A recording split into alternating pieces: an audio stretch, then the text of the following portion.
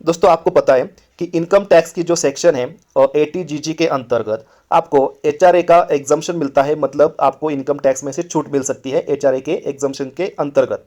तो इसमें दोस्तों हम यहाँ पे क्वालिफाई है या नहीं, यानी कि हमें अप्लाई करना चाहिए या नहीं।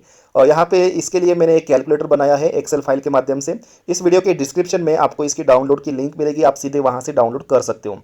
अब दोस्तों इस कैलकुलेटर को डाउनलोड करने के बाद आपको क्या करना है और क्या नहीं करना है, ये सबसे पहले मैं आपको इस वीडियो के माध्यम से बता देता हूँ। यहाँ पे आपको जो एक्सेल फाइल मिलेगी इसमें दो शीट मिलेंगे, जैसे कि आप यहाँ पे देख सकते हो। एक है एचआरए का और दूसरा है सैलरी का। तो सबसे पहले आपका यहाँ पे सैलरी का जो शीट है ना, इसको खोल लेना है।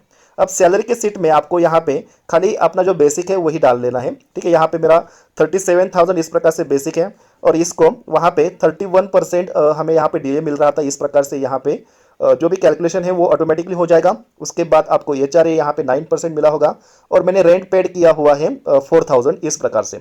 यानी कि खाली इसी रकाने को आपको यहाँ पे भरना है, बाकी का सब आपका ऑटोमेटिक कैलकुलेट हो जाएगा। अब दोस्तों इतना करने के बाद आप यहाँ पे एचआरए का जो आपको यहाँ पे मिलने वाला जो सीट है उसमें चले आइए। आपको कुछ करना नहीं है, यहाँ पे सब फॉर्मूले मैंने दे के रखे हुए हैं। या कहाँ पे क्या फॉर्मूला दिया है मैं आपको यहाँ पे इस प्रकार से समझा देता हूँ। आपका टोटल बेसिक पे जो है वो ऑटोमेटिकली आ जाएगा सैलरी में से। उसके बाद आपका डीए जो है वो भी सैलरी में आपने फिल किया है वहाँ से आ जाएगा। उसके बाद दोस्तों आपका यहाँ पे एचआरए जो है वो भी आ जाएगा और आपने टोटल रेंट पेड किया हुआ है वो भी आ जाएगा। आपको कुछ यहाँ पे चेंज करने की ज़रूरत नहीं है। अब चेंज करने वाली बात यह है कि आपको यहाँ पे metro city oblique non metro city, तो मेट्रो सिटी और नॉन ऑब्लिक मेट्रो सिटी का यहाँ पे रूल मैं आपको बता देता हूँ कि अगर आप मेट्रो सिटी में रहते हो, मतलब मुंबई, दिल्ली, यहाँ पे कोलकाता और जो चेन्नई है उसमें अगर रहते हो, तो आपका जो भी बेसिक सैलरी प्लस डीए है ना उसमें से 50% का आपको यहाँ पे कंसेशन मिल जाता है। ठीक है, अगर आप नॉन मेट्रो सिटी में रहते हो, यानी कि ये 4 सिटी जो मैंने बताया उसको छोड़कर अगर आप रहते हो, तो आपका जो भी यहाँ पे बेसिक जो है उसके बाद जो डीए है इनको मिलाकर जो भी रकम यहाँ पे बनती है उसमें से 40% आप यहाँ पे हो जाते हो। किसके लिए? नॉन मेट्रो सिटी के लिए। ठीक है, आपको यहाँ पे ड्रॉप डाउन लिस्ट में से, तो मैं यहाँ पे नॉन मेट्रो सिटी में रहता हूँ तो मैंने ड्रॉप डाउन लिस्ट में से चूज़ किया है नॉन मेट्रो को। अगर आप मेट्रो सिटी में रहते तो आप मेट्रो को चूज़ कर लीजिए। अब दोस्तों यहाँ पे एक्चुअली एचआरए जो है वो जैसे कि वैसा आएगा। यहाँ पे टोटल एचआरए जो आपको 9% से मिला हुआ है वो आ जाएगा ऑटोमेटिकली। इसके बाद दोस्तों ये जो रकम आपको यहाँ पे दिख रहा है ना, इस बॉक्स को मैं आपको यहाँ पे समझा देता हूँ। यहाँ पे आपका दोस्तों होगा ये, आप नॉन मेट्रो सिटी में रहते हैं ऐसा मान लीजिए, तो यहाँ पे जो यहाँ पे टोटल जो बेसिक पे यहाँ पे दिया हुआ है, ठीक है, ये जो आप यहाँ पे कर्सर देख रहे हो, इसके बाद जो डीए है, ठीक है, इन दोनों की यहाँ पे प्लस किया जाता है। इन दोनों को भी, इन दोनों सेल्स को प्लस किया जाता है और उसका 48% निकाला जाता है। ठीक है, वो मेरा यहाँ पे इस प्रकार से आया हुआ है। ठीक है, इसको आपको कुछ चेंज करने की जरूरत नहीं है, ऑटोमेटिकली आ जाएगा। अब एक्चुअली जो बात है वो यहाँ पे है, जहाँ पे आप कर्सर देख रहे हो, तो यहाँ पे होता यह है कि जो भी बेसिक सैलरी जो है, ठीक है, और जो आपका डीए है ना उसमें से उसका यहाँ पे प्लस किया जाता है और उसको 10 से डिवाइड किया जाता है और उसमें से जो आपने रेंट अभी तक दिया हुआ है अपने मकान मालिक को वो माइनस हो जाता है। मतलब यहाँ पे जो भी आपका यहाँ पे सैलरी जो है उसका 40% लिया हुआ है, उसका फिर से आपको 10% यहाँ पे ले लिया जाएगा और उसके बाद दोस्तों आपको 10% जो है वो आपका यहाँ पे जो 48,000 है इसमें से माइनस किया जाएगा और माइनस करने के बाद जो भी आपकी राशि आएगी वो यहाँ पे आपको दिख जाएगी।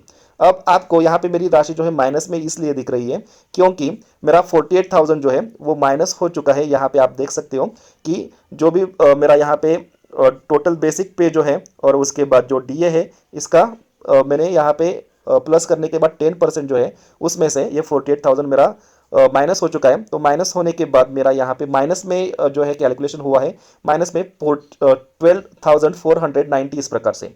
अब दोस्तों गवर्नमेंट क्या करता है, इसमें से कौन सी एक रकम चूज करेगा मैं आपको बता देता हूँ। इसमें से जो भी इन 3 सेल में से जो भी रकम यहाँ पे छोटी है, सबसे कम है, उसको वो चूज करेगा, वो आपके एचआरए एग्जम्पशन में।